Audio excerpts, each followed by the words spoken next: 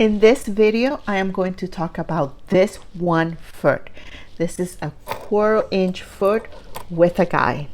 If you're struggling when adding binding to your bags and you own a Juki sewing machine or any semi-industrial sewing machine, then you definitely want to take a look at this 1 foot. Because from my own experience, I can tell you it helped me add binding to my bag in a way I was not expecting. The way I discovered this foot is I was making the travel belt by Sophisticated, and in her written instructions, she mentioned a tip for a compensating foot for her Juki sewing machine. And of course, I had to look at it because it's always good to have options and tools available to make your sewing easier.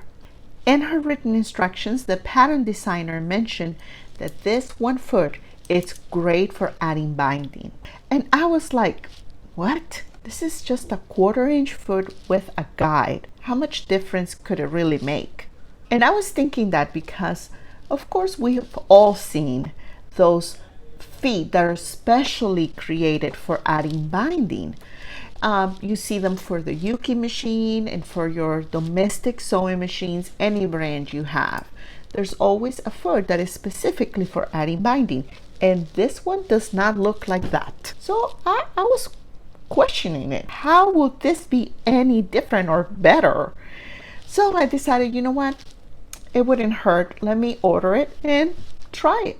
And let me tell you, this 1 foot made a world of difference when I was adding the binding to my travel belt. And today I'm going to show you how I was able to add the binding so easily. And it looked so good when I was done. And all I used was this 1/4 inch foot with a guide, 2 wonder clips, and 8 owl or a stiletto. So in this video, I'm only going to show you how I use this foot, nothing else. Welcome back to my channel. I am so glad you're here. And if you're new, hi, I'm Allie. In this channel, I share with you sewing tips and tutorials so that you and I can make beautiful things together. So as you can see, I am sewing this curve right here using the foot, the 1/4 inch foot with a guide, and look how smoothly it went. So let me go ahead and show you how I did it. I made sure my binding was aligned to the guide, like touching that little metal. And of course I went slow. I wasn't rushing the process, but having the stiletto and kind of pulling my bias tape really helped. And as you can see, I don't have a lot of wonder clips or any clips. I'm literally holding the binding with 1 clip in my fingers and maintaining the stiletto really close to the needle to make sure my binding is in place. Now here is the curve, and it's always, you know, the difficult part. And I'm taking my time. I did not rush this process. I wanted to show you how I did it. And I pull my bias tape around the curve, and I just want to make sure it's perfect. So I tried it again, and I opened my bias tape here, and you see the crease. That crease, that's where you're going to make sure your bag is, like the edge of your bag. Once you have that, then you can start stitching. And again, I am going to double check the top and the bottom to make sure that it's inside the crease. My bag is inside the crease, and then I'm pulling the bias tape and just putting 1 clip. 1 clip is enough to hold it in place. And as you can see, my binding is touching the metal guide on the foot. And very slowly with the stiletto, I am going to start stitching. When I get to this point, I am going to adjust my bias tape one more time. Okay, so I pull it a little bit because this bias, it stretches easily. And as you can see, I don't have any more clips. I'm literally using my fingers and the guide from the foot. So take your time here, don't rush the process, because you want to make sure it's done right. And you slowly move the fabric, and if you need to, lift your presser foot and move the fabric around, making sure your needle is down, then you do that. And again, continue, making sure that binding is touching the guide on your foot, on your presser foot. And there it is.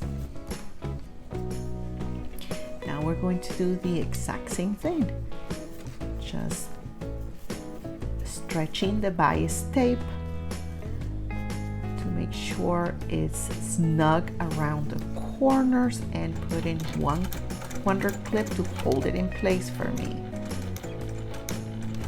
And as we get closer to the curve, we do the same thing.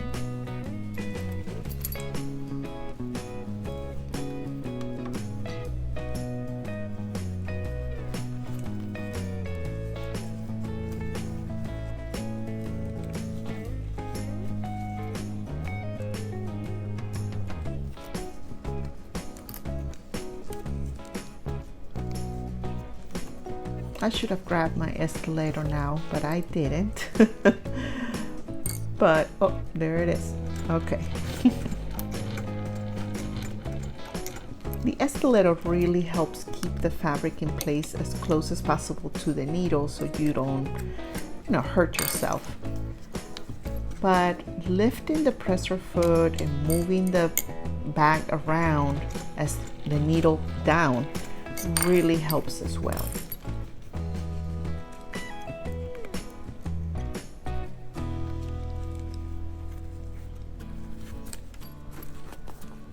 And stretching your bias tape really helps remove any wrinkles around the corners, and helps the bias tape get really snug to your fabric or to your product, and gives it a smoother curve.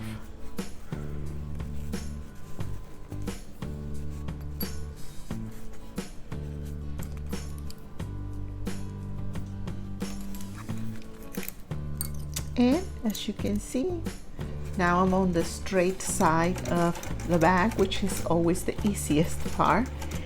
And again, as long as you make sure that your binding, that your fabric is touching that metal guide on your presser foot, you should be okay.